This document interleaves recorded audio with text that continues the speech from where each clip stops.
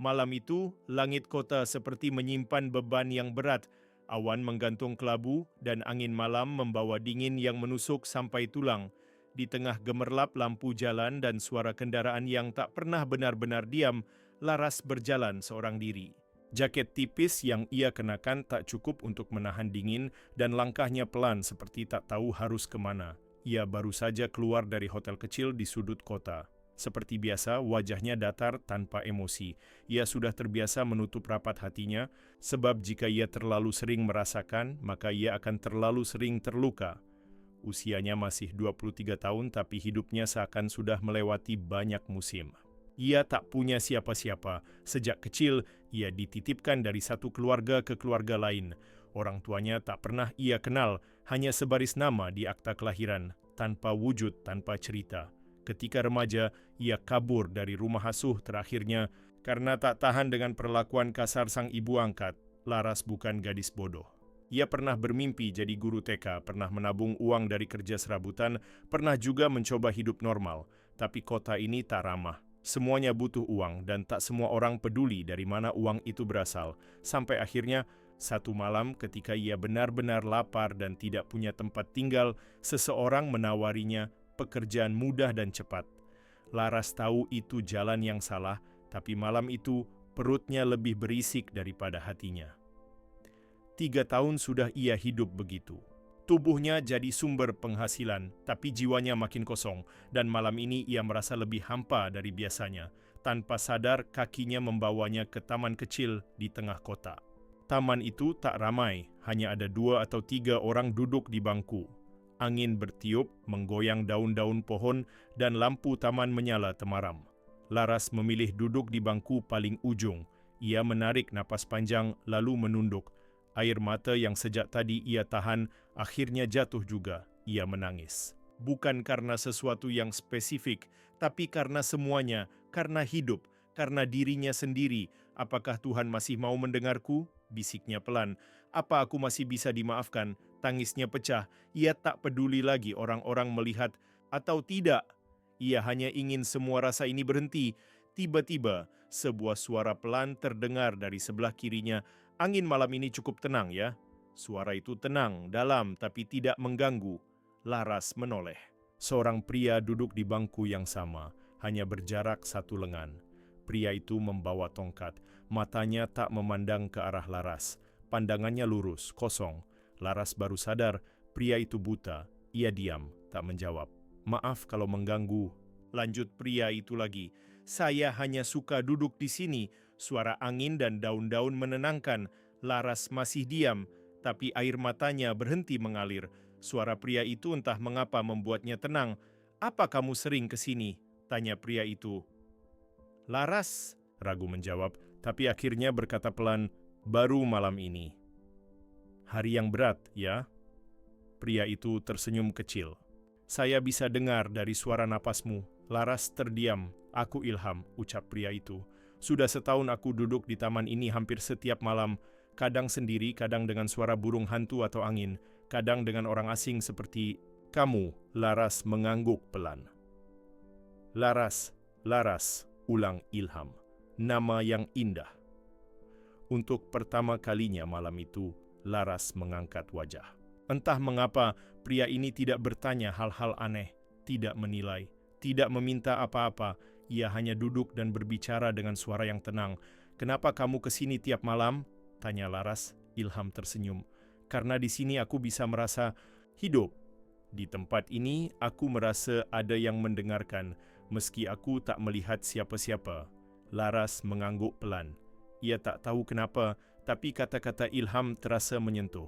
Kalau kamu, kenapa menangis di sini? Tanya Ilham lembut. Bukan seperti orang yang ingin tahu, tapi seperti orang yang siap mendengarkan. Laras menggigit bibirnya. Ia ingin bicara, tapi ia terlalu malu. Maka ia hanya berkata pelan, aku lelah. Ilham tak menjawab. Ia hanya mengangguk pelan dan membiarkan keheningan menggantung. Di malam itu, tanpa banyak kata, 2 jiwa yang sama-sama lelah duduk bersebelahan.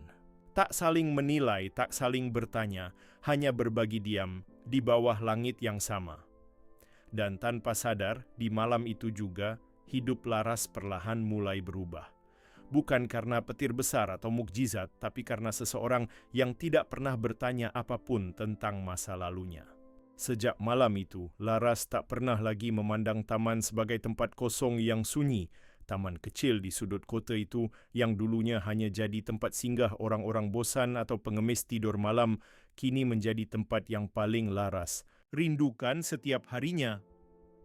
Entah mengapa, setelah pertemuan pertamanya dengan Ilham, Laras merasa seperti diberi ruang untuk bernapas. Malam itu, pria buta yang bahkan tidak tahu rupa wajahnya itu menjadi satu-satunya orang yang tak menanyakan apapun. Tidak tentang pekerjaannya, tidak tentang kenapa ia menangis, tidak tentang hidupnya yang berantakan. Keesokan malamnya, Laras kembali ke taman. Ia tidak tahu pasti kenapa, tapi hatinya seperti ingin berada di tempat yang sama, duduk di bangku yang sama, menunggu suara tenang itu kembali menyapanya. Dan benar saja, Ilham sudah duduk di sana, mengenakan jaket abu-abu lusuh, tongkatnya disandarkan di samping kaki, dan kepalanya sedikit menengadah, seperti menikmati hembusan angin malam. Laras mendekat, pelan dan duduk di sampingnya. "Kau kembali," ucap Ilham pelan. Laras sedikit terkejut. "Kok tahu?" Ilham tersenyum. "Langkahmu pelan, suaramu sama, harummu pun masih ada, meskipun kamu mungkin tidak sadar." Laras mengangguk kecil. Ia tidak menyangka pria ini begitu peka, meskipun matanya tidak bisa melihat. Atau mungkin karena itu, justru ia lebih merasakan. "Aku hanya ingin duduk di sini sebentar," kata Laras canggung. "Duduklah selama yang kamu mau," jawab Ilham. Malam itu mereka tidak banyak bicara, tapi Laras merasa damai. Tidak ada obrolan berat, hanya sesekali Ilham bicara tentang angin yang datang dari arah timur atau suara jangkrik yang makin nyaring jika malam makin larut. Hingga akhirnya Ilham berkata, "Laras, kadang seseorang hanya butuh satu tempat untuk merasa tidak dihakimi. Tempat itu bisa berupa bangku taman, bisa juga berupa manusia." Laras terdiam. Ia menunduk lalu menggumam, "Mungkin aku sedang mencari tempat itu." Ilham hanya menjawab, "Semoga kamu menemukannya." Dan malam-malam selanjutnya, Laras datang lagi. Dan lagi. Dan lagi. Mereka mulai bicara lebih banyak.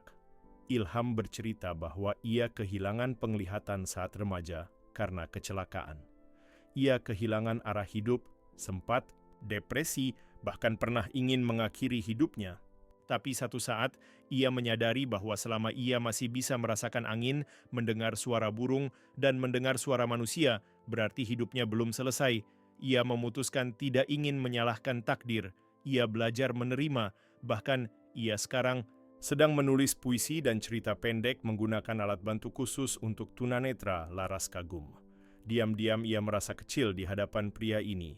Pria yang tak bisa melihat dunia, tapi lebih melihat daripada siapapun yang pernah Laras temui.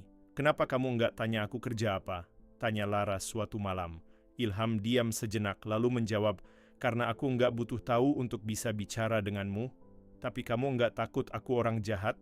"Orang jahat tidak datang ke taman malam-malam hanya untuk menangis," jawab Ilham santai. Laras tersenyum kecil, senyum yang sudah lama tidak muncul dari bibirnya. Setiap malam setelah bekerja, Laras menyempatkan diri untuk ke taman. Ia tak lagi duduk dengan wajah murung. Kadang ia membawa roti hangat untuk mereka makan bersama. Kadang ia membawa teh manis dalam termos kecil. Ilham selalu menerima dengan senyum. Tak pernah menilai. Tak pernah menanyakan asal makanan itu. Suatu malam Laras datang lebih awal dari biasanya. Hari itu ia membatalkan pekerjaan, sesuatu yang bahkan membuatnya bingung sendiri. Ia merasa bersalah. Bukan karena meninggalkan pekerjaan, tapi karena hatinya mulai ingin jadi seseorang yang lebih baik. Ia duduk lebih dekat dari biasanya. Ilham tampak sedang meraba kertas kecil yang diisi huruf Braille. "Itu puisi?" tanya Laras. "Coba kamu bacakan," kata Ilham sambil menyerahkan kertas itu. Tanas Laras membaca dengan pelan. "Aku tak pernah melihat wajahmu, tapi aku mengenal langkahmu. Aku tak tahu warna matamu, tapi aku tahu sedihmu. Dan jika malam ini kamu pergi, aku akan tetap duduk di sini. Karena meski kamu tak datang lagi, suaramu tinggal di hati ini." Laras tercekat. Ia menunduk, matanya basah. "Ini tentang aku?" tanyanya hampir berbisik. Ilham tidak menjawab. Ia hanya tersenyum. Dan malam itu, Laras menangis. Tapi bukan karena sedih. Untuk pertama kalinya ia menangis karena merasa dihargai. Diterima, dicintai, meski belum diucapkan. Di malam yang sama, Laras pulang tanpa rasa kotor seperti biasanya. Ia melihat cermin di kamar kosnya dan untuk pertama kalinya dalam bertahun-tahun, ia menatap dirinya sendiri. Ada secercah cahaya di matanya dan semua itu berawal dari seseorang yang tak pernah bertanya apapun tentang masa lalunya. Hari itu, langit murung sejak pagi. Awan menggantung tebal seperti sedang menahan tangis. Laras duduk sendirian di kamar kosnya yang sempit. Dindingnya kusam, lantainya dingin, dan suara hujan yang mulai turun di luar membuat suasana makin sepi. Ia menatap ponselnya. Ada beberapa pesan dari pelanggan yang menanyakan ketersediaannya malam ini. Biasanya Laras akan menjawab cepat, tapi kali ini jari-jarinya hanya menggantung di atas layar. Ia tak sanggup mengetik, hatinya berat, kepalanya penuh pikiran. Sudah lebih dari 2 minggu ia rutin bertemu Ilham di taman. Dan selama 2 minggu, itu pula hidup Laras terasa berbeda. Setiap percakapan, setiap senyuman Ilham, setiap puisi yang ia tulis, perlahan menyadarkan Laras bahwa dirinya masih punya harapan. Ia mulai percaya bahwa Tuhan mungkin belum sepenuhnya meninggalkannya. Hanya saja, selama ini Laras terlalu sibuk lari dari cahaya. Hari ini Laras mengambil keputusan besar. Ia menatap dirinya di cermin, merapikan rambutnya, mengenakan pakaian yang lebih sopan dari biasanya, dan membuang semua makeup berat yang biasa ia pakai saat bekerja. Ia ingin pergi ke taman. Tapi kali ini bukan untuk sekadar duduk dan mendengar Ilham bicara. Ia ingin bicara, ingin jujur, ingin menceritakan semuanya. Tentang pekerjaannya, tentang masa lalunya, tentang kegelapan yang ia jalani. Ia ingin meletakkan seluruh beban itu, dan jika Ilham pergi setelah itu, ia siap. Tapi ia ingin mencoba jujur, setidaknya sekali saja dalam hidupnya. Saat Laras tiba di taman, hujan mulai turun gerimis, tapi Ilham sudah ada di sana. Duduk di bangku biasa, mengenakan jaketnya yang sama. Tongkatnya disandarkan di samping. Kepalanya mendongak sedikit, menikmati aroma hujan. "Laras?" panggil Ilham pelan, seolah tahu kehadirannya tanpa perlu melihat. "Iya, ini aku," jawab Laras pelan. "Duduk di sampingnya. Aku pikir kamu tidak datang malam ini." "Aku hampir tidak datang." Laras menatap tangannya sendiri. "Tapi ada yang harus aku katakan." Ilham diam, wajahnya tetap tenang. Hujan turun semakin deras, tapi mereka tetap di bangku itu. Hujan membuat suasana lebih jujur. Tak ada yang bisa ditutupi. Laras menarik napas dalam, lalu mulai bicara. "Aku bukan perempuan baik-baik, Ilham." Suaranya gemetar. "Aku hidup dari menjual diriku, bukan karena aku mau, tapi karena hidup memaksaku. Aku tak punya orang tua. Tak ada keluarga, tak ada siapa-siapa. Aku tumbuh di jalanan. Aku salah, aku kotor." Ilham masih diam. Laras merasa dadanya sesak, tapi ia melanjutkan. "Aku malu bertemu denganmu setiap malam tapi menyembunyikan ini semua. Kamu terlalu baik, terlalu suci buat orang sepertiku. Aku ngerti kalau malam ini terakhir kali kita bicara." Air matanya jatuh bercampur dengan hujan. Ia tak berani menatap Ilham. Ia menunduk dalam, menunggu pria itu bicara. Mungkin akan pergi, atau memaki, atau diam saja dan tak pernah kembali ke taman ini lagi. Tapi yang terjadi di luar dugaannya. Ilham mengangkat tangannya, meraba pelan arah Laras, lalu menyentuh punggung tangannya dengan lembut. "Laras," katanya dengan suara pelan tapi mantap. "Aku buta, tapi aku tidak tuli. Aku tidak butuh mataku untuk tahu bahwa kamu terluka. Aku bisa merasakan kesedihanmu sejak malam pertama kita bertemu." Laras menatapnya dengan mata basah. "Kamu tahu kenapa aku tidak pernah bertanya?" lanjut Ilham. "Karena aku tidak ingin menjadi satu dari sekian banyak orang yang menghakimimu. Aku ingin menjadi tempat kamu bisa diam tanpa takut dinilai, tempat kamu bisa jadi dirimu sendiri tanpa rasa malu. Tapi aku kotor, bisik Laras. Ilham tersenyum. Air hujan ini, Laras. Apakah ia kotor saat jatuh ke bumi? Tidak. Ia datang dari langit dan tujuannya adalah membasuh. Mungkin malam ini hujan sedang membasuh semua luka yang kamu simpan bertahun-tahun. Laras menutup wajahnya. Tangisnya pecah. Tapi tangis itu bukan karena sedih. Tangis itu seperti lubang besar di dalam dadanya, akhirnya terbuka dan isinya keluar. Semua, rasa malu, takut, perih, semuanya tumpah. Ilham menggenggam tangan Laras lebih erat. Aku tidak peduli dengan masa lalu kamu. Aku hanya peduli pada perempuan yang duduk di sebelahku sekarang, yang berani jujur, yang ingin berubah. Kenapa kamu begitu baik? Tanya Laras lirih. Ilham tersenyum. Karena dulu ada seseorang yang juga tidak meninggalkanku saat aku dalam kegelapan. Siapa? Ibuku, jawab Ilham pelan. Sebelum meninggal beliau berkata, "Nak, jadi orang yang bisa menjadi tempat pulang, bahkan untuk orang yang tersesat sekalipun." Dan aku rasa, malam ini, seseorang telah pulang. Laras menatap Ilham. Untuk pertama kalinya, ia merasa benar-benar pulang. Malam itu mereka duduk dalam hujan cukup lama, tak peduli basah, tak peduli dingin. Yang mereka pedulikan hanyalah satu hal, bahwa untuk pertama kalinya, luka yang disembunyikan, rapat selama bertahun-tahun, akhirnya dibasuh oleh hujan, dan oleh kasih yang tak pernah menuntut. Dan untuk pertama kalinya, Laras berkata dalam hati, "Tuhan, terima kasih. Karena kau mengirim seseorang yang tak pernah bertanya tentang masa laluku, tapi membuatku ingin memperbaiki masa depanku." Sudah 2 minggu berlalu sejak malam hujan itu, malam di mana Laras membongkar semua luka terdalamnya di hadapan Ilham. Malam yang seharusnya membuatnya takut kehilangan, tapi justru menjadi awal dari segalanya. Sejak malam itu, Laras berhenti. Menerima pelanggan, awalnya tidak mudah. Ponselnya terus-menerus berbunyi di malam hari. Permintaan masuk dari pria-pria yang sudah terbiasa menyewa waktunya.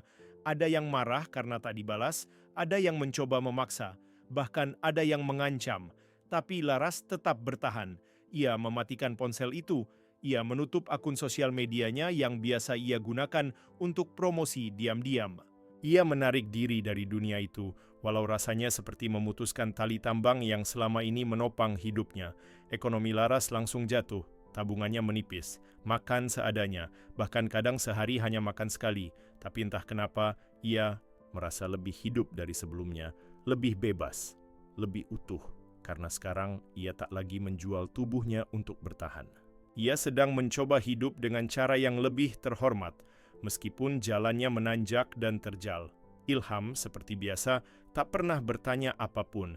Ia hanya menemani Laras duduk di taman, membacakan puisi-puisi barunya. Kadang mereka bicara soal masa depan.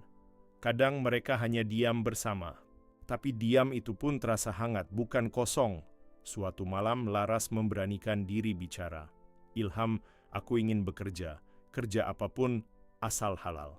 Ilham menoleh, meski matanya kosong. "Kamu bisa apa?" Laras tersenyum. "Aku bisa membuat kopi enak. Dulu aku kerja sebentar di warung kopi kecil, sebelum aku terjerumus ke hidup yang salah." Ilham mengangguk pelan. "Kalau begitu, mari kita coba cari jalan ke arah itu." Beberapa hari kemudian, Ilham memperkenalkan Laras pada seorang teman lamanya, pemilik kedai kopi kecil di dekat terminal. Namanya Pak Darto, pria paruh baya dengan senyum hangat dan mata yang tajam. Laras jujur padanya. Ia ceritakan bahwa ia tidak punya ijazah tinggi, tidak punya pengalaman resmi, dan masa lalunya kelam. Tapi ia mau bekerja keras dan belajar. Pak Darto hanya menatap Laras dalam, lalu tersenyum. Kadang orang yang paling kita butuhkan justru orang yang sudah jatuh, karena mereka tahu betapa berharganya kesempatan kedua. Dan Laras pun mulai bekerja. Hari-harinya diisi dengan membuat kopi, membersihkan meja, belajar cara menyapa pelanggan dengan sopan. Tangannya yang dulu sering digenggam orang-orang tak dikenal kini digunakan untuk menyuguhkan kopi hangat pada para sopir dan pekerja yang mampir. Senyumnya tulus, matanya lelah tapi penuh harapan. Malam harinya ia tetap ke taman, duduk di samping Ilham, bercerita tentang pekerjaannya, pelanggannya, bahkan tentang tumpahan kopi pertama yang membuatnya panik. Ilham selalu tertawa pelan, menenangkan, menyemangati. "Laras," katanya suatu malam, "dalam kegelapan kamu mencari cahaya, tapi sekarang kamu sendiri sudah mulai memancarkannya." Laras menahan air mata. Ia menatap Ilham lama, lalu bertanya, dengan ragu, "Ilham, kamu tidak pernah bicara soal perasaanmu." Ilham terdiam sejenak. "Karena aku tak ingin kamu mencintai aku hanya karena aku satu-satunya yang tidak menghakimimu." Laras tersenyum. "Tapi justru karena itulah aku mencintaimu." Hening. Ilham menunduk pelan, lalu menggenggam tangan Laras dengan tenang tapi mantap. "Laras, aku juga mencintaimu. Dan jika kamu bersedia, aku ingin menjadi rumah untukmu. Yang tidak pernah bertanya soal masa lalumu, tapi akan selalu mendampingi di masa depanmu." Laras menangis, tapi kali ini bukan karena luka, tapi karena harapan. Malam itu mereka berjanji akan menikah, bukan karena ingin menyucikan dosa-dosa, tapi karena ingin memulai sesuatu yang baru bersama-sama. Dari nol. Namun di balik langkah yang baru, luka lama tidak pernah benar-benar hilang. Beberapa hari setelah itu, Laras menerima surat tanpa nama. Isinya hanya satu kalimat. "Kamu pikir masa lalumu akan diam?" Laras gemetar. Ia tidak tahu siapa yang mengirim. Mungkinkah dari salah satu pria yang pernah membayarnya, atau orang yang tak suka ia berubah? Tapi ia tidak gentar. Ia merobek surat itu, membuangnya ke tong sampah, dan berkata dalam hati, "Kalau masa lalu datang mengejarku, aku akan berlari ke masa depan lebih cepat." Di taman malam itu, Laras berkata kepada Ilham, "Apapun yang terjadi, nanti aku siap, asal kamu tetap ada di sisiku." Dan Ilham hanya menjawab satu kalimat, "Aku memang tak bisa melihat masa depan, Laras, tapi aku ingin berjalan ke arahnya bersamamu." Angin sore berhembus lembut di taman tempat Laras dan Ilham biasa bertemu. Namun hari itu terasa berbeda. Laras duduk mengenakan gamis putih sederhana, rambutnya diikat rapi, wajahnya bersih tanpa riasan berat. Di sampingnya, Ilham duduk seperti biasa mengenakan kemeja dan celana kain, tangannya menggenggam tongkat, sementara senyum tipis terukir di wajahnya. Hari itu adalah hari pertunangan mereka, tak ada pesta. Tak ada pelaminan, hanya doa dan janji sederhana yang diucapkan di bawah pohon besar di taman itu, disaksikan oleh beberapa teman terdekat dan Pak Darto yang sudah dianggap seperti ayah sendiri. Laras tak pernah membayangkan bahwa ia bisa sampai di titik ini, diminta menikah oleh seorang pria baik yang tak pernah bertanya tentang masa lalunya dan justru memberinya masa depan. Ilham pun merasa hatinya tenang meskipun dunia tak pernah terlihat oleh matanya, tapi ia tahu perempuan yang kini menjadi tunangannya adalah cahaya yang dikirim Tuhan untuknya, tapi hidup tak pernah 100% tenang. Beberapa hari setelah pertunangan itu, telepon di kedai kopi tempat Laras bekerja berdering. Ia mengangkat dengan santai, namun suara di seberang membuatnya membeku. "Laras, kamu pikir bisa sembunyi selamanya?" Laras mengenali suara itu. Suara salah satu pria berkuasa yang dulu menjadi langganan tetapnya. Dulu pria itu memanggilnya kapanpun ia mau, bahkan pernah mengancam akan menyebarkan identitas Laras jika ia menolak. Namanya Ragil. Kalau kamu pikir bisa hidup suci dan nikah dengan laki-laki suci, kamu mimpi. Kalau calonmu tahu siapa kamu sebenarnya, kamu pikir dia masih mau? Suara itu tertawa kecil, tajam, menusuk. "Jangan ganggu hidup saya lagi," kata Laras berani, meski nadanya gemetar. "Terlambat, Laras. Semua orang punya harga, dan masa lalu selalu punya cara untuk kembali." Klik, telepon mati. Laras terduduk, lemas. Ia merasa seluruh dunia yang baru saja ia bangun mulai retak. Ia tak tahu apa maksud Ragil, Tapi firasatnya buruk malam itu di taman, ia tidak bisa menyembunyikan kegelisahannya. Ilham langsung menyadari. Ada yang salah? Tanya Ilham lembut. Laras mencoba menghindar, tapi Ilham menggenggam tangannya dan menundukkan wajahnya ke arah suara Laras. Jangan menutupiku dari luka yang sedang kamu hadapi. Kita sudah terlalu jauh untuk kembali sembunyi. Akhirnya Laras bercerita tentang telepon itu, tentang ancaman ragil, tentang kemungkinan masa lalunya akan tersebar. Ia menangis dalam pelukan Ilham. Ia takut semua akan runtuh sebelum ia benar-benar menginjak kehidupan yang baru. Ilham hanya diam sejenak lalu berkata pelan, "Kalau kamu berdiri di atas kebenaran hari ini, maka tidak ada yang bisa menggoyahkanmu. Biarkan saja masa lalu berteriak, tapi kita tetap melangkah." Tapi malam belum selesai menguji. Esok paginya, di grup WhatsApp lingkungan sekitar tempat kos Laras, seseorang menyebarkan foto-foto lama dirinya. Foto ketika ia masih menjadi wanita sewaan. Wajahnya jelas, pakaian minim, bahkan ada pesan, hinaan menyertainya. Inikah calon istri si buta Ilham? Dunia memang lucu. Laras melihatnya dengan tangan gemetar, dadanya sesak. Ia menangis, tapi bukan karena malu, bukan karena takut. Ia menangis karena merasa harga dirinya yang susah payah.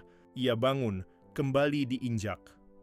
Tapi sebelum ia sempat memutuskan untuk lari dari semua ini, ponselnya berbunyi. Ilham menelepon, "Laras, aku sudah tahu."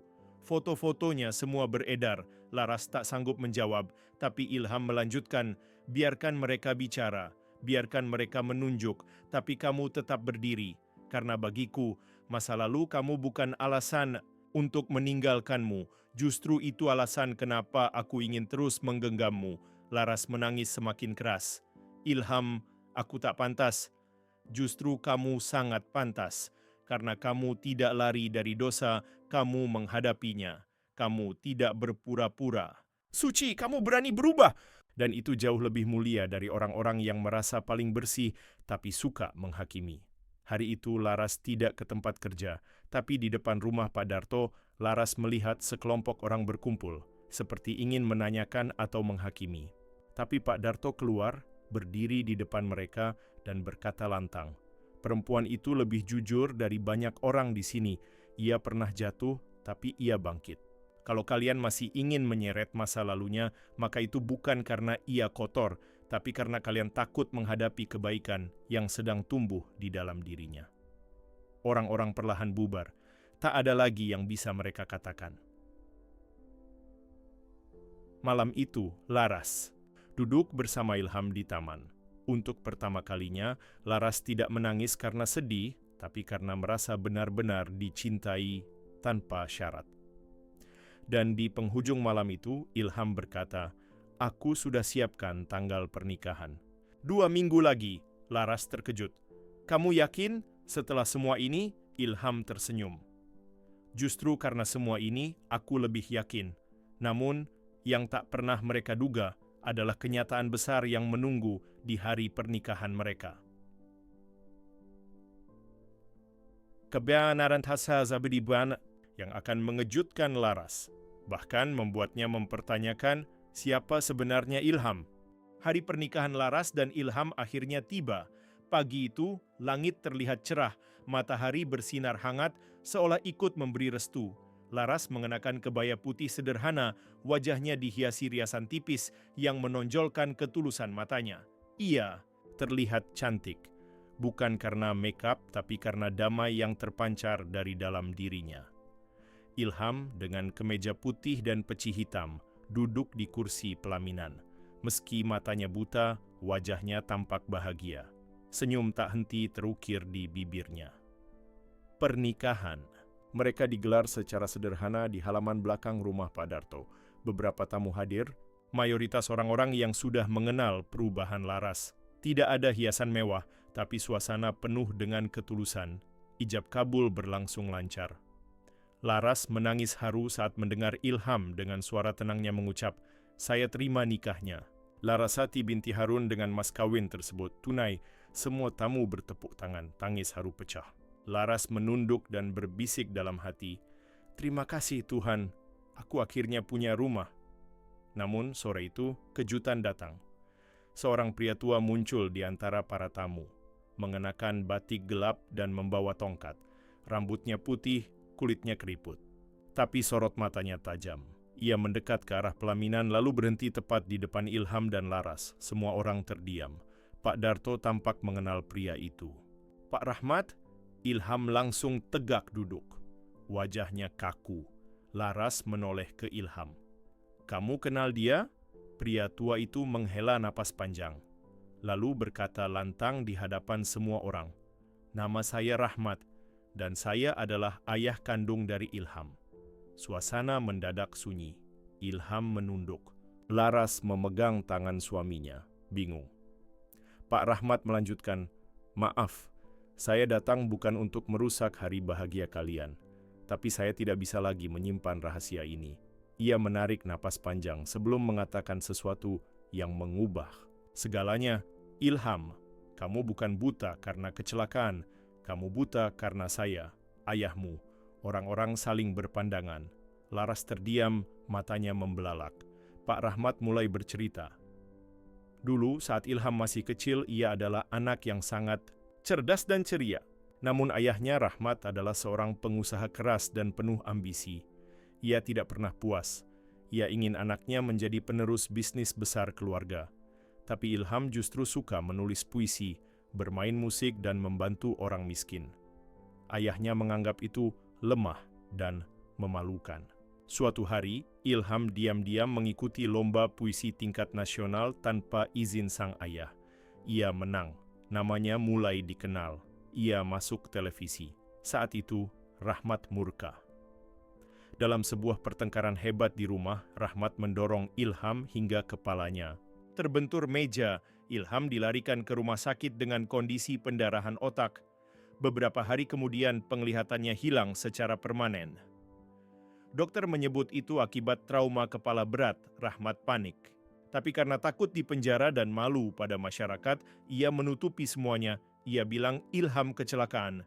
Lalu mengusir anaknya sendiri dari rumah karena tak tahan melihatnya yang cacat. Ilham, saat itu remaja, pergi tanpa membawa apapun.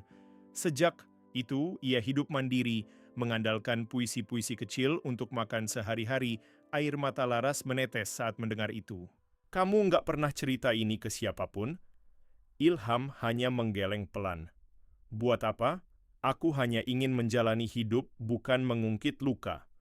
Pak Rahmat menunduk, wajahnya gemetar. "Aku egois. Aku baru sadar betapa hancurnya kamu karena setelah aku sendiri mulai kehilangan penglihatan sebagian karena penyakit mata tua. Aku ingin minta maaf, Nak, dan kalau boleh aku ingin mengenal menantuku, Laras." Laras mematung. Ilham menoleh ke arah suara ayahnya, lalu menjawab dengan tenang, tapi tegas, "Aku bisa memaafkanmu, tapi bukan karena kamu ayahku, tapi karena aku tidak ingin hidupku dipenuhi dendam. Aku sudah punya istri, aku sudah punya kehidupan baru. Kalau kamu benar-benar ingin menjadi bagian dari itu, buktikan, bukan hanya dengan kata-kata." Pak Rahmat meneteskan air mata. Ia mengangguk, lalu mundur perlahan. Pesta pernikahan itu tidak berakhir dengan tarian atau musik, tapi berakhir dengan pelukan panjang antara Ilham dan Laras di sudut pelaminan. Ilham berbisik, "Aku tidak pernah ingin kamu tahu semua ini di hari bahagia kita." Laras menjawab, "Justru karena aku tahu, aku makin yakin. Kita berdua sama-sama pernah hancur dan sama-sama sedang belajar pulih, dan hari itu menjadi hari yang tak akan pernah mereka lupakan. Namun kisah mereka belum selesai, karena ternyata masih ada satu rahasia lain yang Laras sendiri belum tahu, tentang seseorang dari masa lalunya yang kini kembali dan mengincar kebahagiaannya." 3 bulan setelah pernikahan Laras dan Ilham, kehidupan mereka berjalan sederhana namun damai. Laras membuka warung kecil di depan rumah kontrakan mereka, menjual makanan rumahan. Ilham, meski tidak bisa melihat, mulai mengajar anak-anak di sekitar lingkungan membaca dan menulis puisi. Mereka tak punya banyak, tapi cukup untuk membuat hati mereka penuh.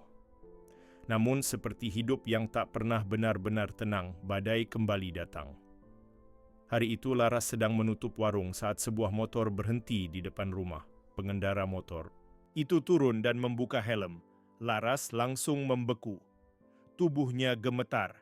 Ia mengenali wajah itu. Reno adalah pria yang dulu paling sering menyewa Laras. Bukan hanya karena uang, tapi karena ia menikmati mempermainkan wanita. Ia kasar, manipulatif, dan penuh ancaman. Ia yang pernah menghancurkan hati Laras berkali-kali, dan sekarang dia berdiri di depan rumah barunya. Reno tersenyum sinis. "Wah, Laras, cantik juga kalau jadi istri orang ya." Laras tidak menjawab. Nafasnya tercekat. "Aku cuma mau satu hal," kata Reno dengan nada rendah. "Kamu kembali ke aku semalam saja. Kalau enggak, aku sebarkan semua video lama kamu. Termasuk yang kamu kira udah aku hapus." Mata Laras berkaca-kaca. Ia ingin berteriak, ingin lari. Tapi kakinya kaku. Tanpa ia sadari, Ilham berdiri di belakangnya. "Ada apa, Laras?" tanya Ilham lembut. Reno melihat Ilham dan tertawa. "Ini dia suaminya, si buta. Kasian. Kamu nggak tahu istrimu dulu seperti apa, ya?" Ilham tidak marah. Ia tidak terkejut. Ia hanya berjalan pelan, meraba pundak Laras, lalu berkata tenang, "Kamu masuk ke rumah. Biar aku bicara dengan dia. Tapi, percayalah." Dengan berat hati, Laras masuk ke dalam. Dari balik jendela, ia mengintip. Ia tak bisa mendengar semua, tapi melihat tangan Ilham menggenggam tangan Reno. Lalu entah apa yang dibisikkan Ilham ke telinga Reno, pria itu tiba-tiba terdiam. Reno tampak kaku, lalu melangkah mundur. Wajahnya pucat. Ia langsung naik ke motornya dan pergi begitu saja tanpa satu kata pun. Laras keluar, langsung memeluk Ilham. "Apa yang kamu bilang ke dia?" Ilham tersenyum tipis.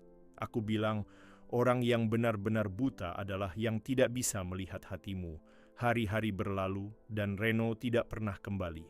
Semua jejak masa lalu Laras pelan-pelan menghilang, seolah alam pun ingin memberi kesempatan baru pada mereka." Suatu malam Laras dan Ilham duduk di taman yang dulu menjadi titik balik hidup mereka. "Aku nggak nyangka hidupku bisa berubah sejauh ini," kata Laras pelan. "Dulu aku pikir Tuhan udah nggak mau lihat aku." Ilham menggenggam tangan istrinya. "Justru Tuhan selalu melihatmu, bahkan saat kamu sendiri sudah berhenti melihat dirimu sebagai manusia." Laras menunduk, air mata haru membasahi pipinya.